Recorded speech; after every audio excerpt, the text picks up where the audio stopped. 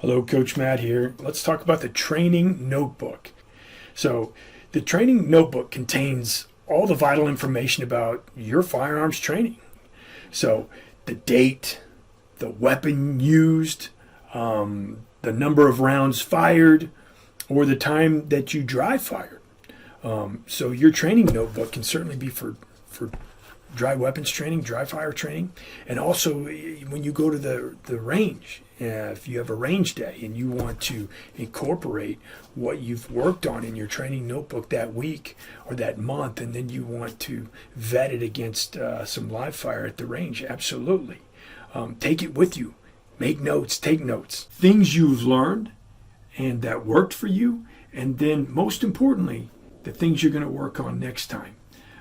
So the first page of your notebook should contain at least one weakness that you need to focus on the most. So this is weakness bias training. Weakness bias training needs to be in your training notebook. So if I had a new lesson or something I wanted to work on, hey, here's the thing that I'm weakest on. It's my offhand right-handed shooting, and I want to get good at that.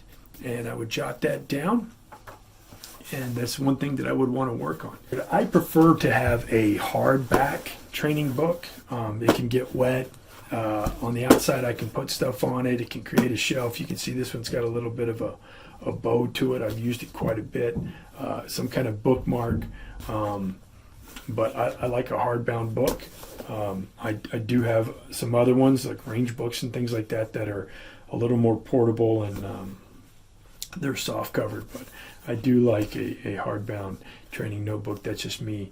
That's just my preference. So one thing about a training notebook is you shouldn't pick up your training notebook and have to go and blow off layers and layers of dust, right? This should be a living document.